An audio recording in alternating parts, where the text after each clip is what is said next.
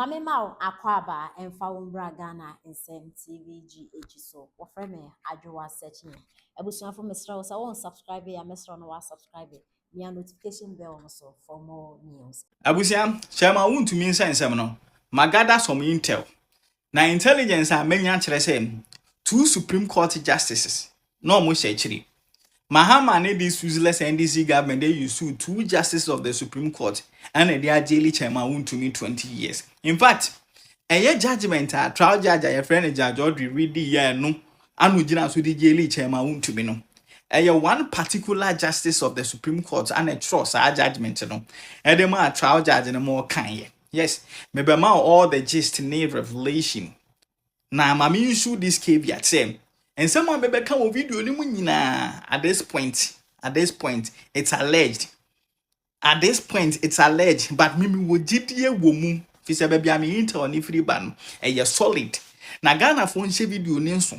Ene nsem na me ba beka no mu fa ntum kotodwem.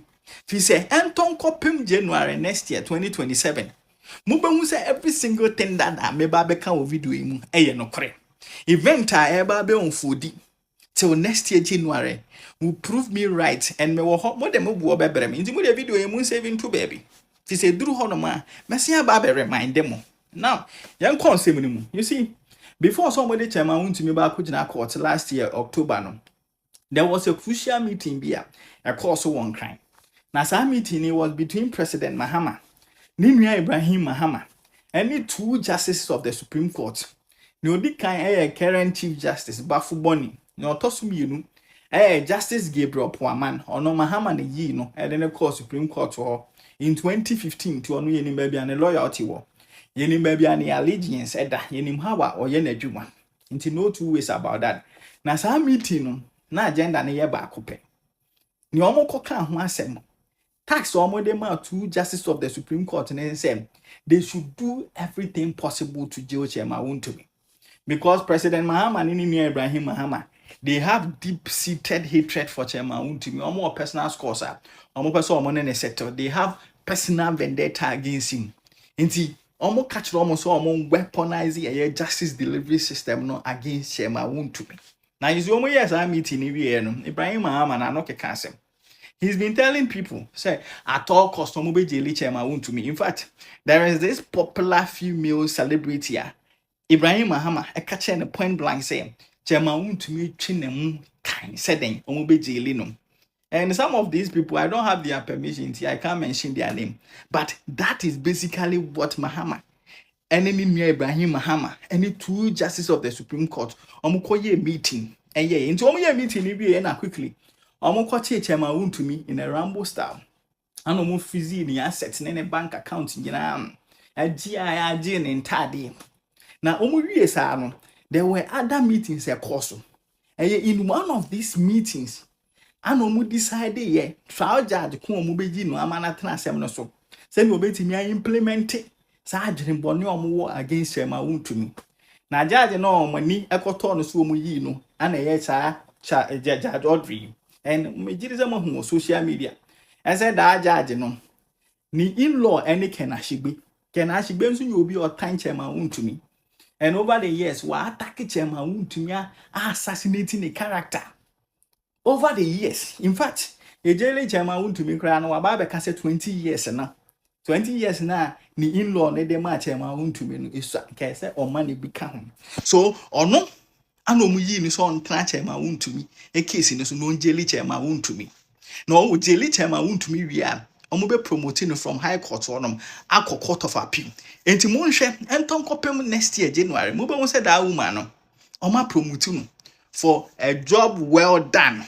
Say wetimi ahwe Ghana fo anim wa hwe that noble institution judiciary no wa hwe mra na nim na case I buy there wasn't any evidence Chairman Wontumi enye galamsey bia but nipa amo say waye galamsey wo Chairman Wontumi asase so no mo agyan ne ma ne kona mo jeli Chairman Wontumi ono asase na mo say yaye galamsey wo so wobra case no there wasn't any evidence say Chairman Wontumi e de asase ne ma sa papa no Henry Okum ne say onye galamsey wo so and so still majeli Chairman Wontumi enti reward almost so de bama da woman no ato enton kopim January so mo be promote na call court of appeal and me say mo hye sa niema we nso esi a mo be hunu say no kre ana make and Justice Puaman ono na NDC fo ye ni say o make sure say obetete MPP fo omo be manipulate mra no omo be chinchim mra no omo be weaponize justice delivery system no against MPP fo and it's not going to stop at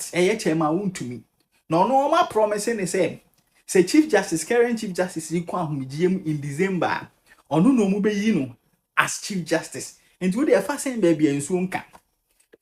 Chief Justice, current Chief Justice, who are called a or call retirement in December. Justice Puaman and NDC for ya tepen the same, or mube yino as Chief Justice. No assignment here back. That's all bad. He should come and deal with MPP people. Onyusu and Mrano. Omo manipulating mrano, omo weaponizing judiciary against MPP4, omo ka MPP4 anuntum. Now let me make this general statement. So obi or NDC abem any of the arms of government. To me a constitution e dia mano, obe abusing e dia titi MPP4. Ye ba abem a da MPP beba abem no. E same constitution and ye be use for them to account for every single thing that they have done. How use how to me a constitution in the moment and same constitution and ye be use I'm make account of everything. And you see, Justice Puaman, you can continue to do NDC for a bidding. The current Chief Justice, you can continue to do NDC for a bidding, no problem. No problem, but at that NDC for a opposition MPP baba power. Me say constitution say member. Say membrana, you will account for every single action I will take here. How I will use you to me a your constitution at the mao. And you see more two options. More of the options say you will do the right thing.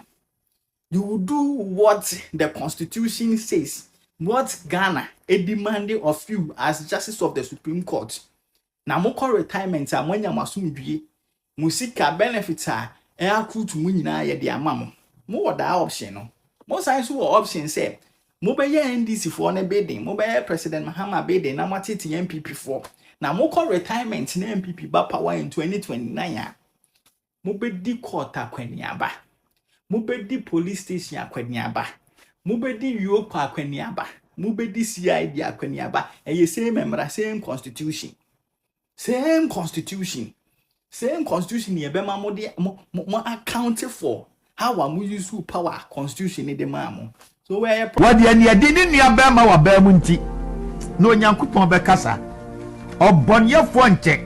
Then no me power becca your mamma and crop. I'm telling you, because your man ya only at the old body the mobile. Won't read your flash ante. Now, one was say, Daddy or free voter. Your mamma in a bush for the NDC for no. One way by 4 one much will be because. And car woman kwan enye yie. What you say? And on the omafa. Say omafa. Amanfo niema na womu funfa. Wontumi nkumunipa. I will say it. But minia. Asem no chese ne odwene ho a ensiaga. Ada wontumi yede no kotum no. Sa day no ankasa. Ade abecha me yede na tum no. Okokot miensa. Omsheda. Ofria no okoha, ofria no okoha, ofria no okoha. Adan boni be no aye. Ekopim se lawyer ampal chese wontumi frɛ no ka kyerɛ sɛ menua NDC for ebia be ka kyerɛ me sɛ yɛde betu 20 years na de wontumi ka menyi na kinyie no menua ɛne sɛ me yeso ne NDC for ni bidi nkomo but obi mfa ne trofo nya yi nkrofo NDC for wontumi hwɛ o mo pa ebi yɛ national executives ya no mo ne yɛdi nkomo sɛ kwan bia o mbefa so a wontumi de woman fa entum no omba company fo bi na wontumi aboa wo mo ntie ni ye bia toso mienu menua o meya mpan fra nyina no efi NDC wo mo ba ye do ma ni si akamfo titru ni asantifo so ani kwafo ani atem emfantifo so ebonofo so wo obo bra bia na ebosom ema wo mo enso ko wiase e costos organ nyina no NDC fo ne ton fa ye me say catering restaurants ahodo ato aho mo tofa okota krade a market square iseke wonum liwo krania wawui DNTC stores otofa se wo kɔhwɛ costo a yiti mensan toto ejapade a wo Ghana wo toy ade ba ko ye ntrense minia ye kan enkwada wo mo babe 8 years ne 20 years intermino wo mo nim sa story no enti ema wo mo gine kɔsesan 2024 election no oha ba ko akoba ye ni se ye fa ni se o yanka ne yetimi aye na mom na o se asan kan ba be free ba si aka ne sa na nkra no nsa nkrofo ye busufuo wo mo ye no me nipa mo nyinyimu a enka nkra na nkoto abanko ho oni ba ya adwin sa dawru enam se ye gya abakɔsa bi ba be free ba ni ntino enkwada be se 8-10 years no ma nwuru bie no na o free se normal na mom no mo nim se ye do ma ni fratechem o mo ton ma no fa ne japade nyina Kwame Nkrumah ya factory so bi nyina NDC F4.5 owie yen soso a enipa be comment yen soso a Roxy Dafiamakpo ofri voter media tribal politics kamenye na mom yanko ye ni sade safo adum wo mo ye wo mo a wo mo bukum wo dodo ase na free voter no ana edu ba bi ne ya anyire aminia se ya anyire emu anyire ente ara de American bo ana emu anyire ente eyade na rolling mama echo voter region ba ya de netu mu enkomo be no kodi no ho no etiefo mo nyire ho enkomo be no kodi no ho ena yade be no ba ya nti oba ya de Wontumi betu mu eyasem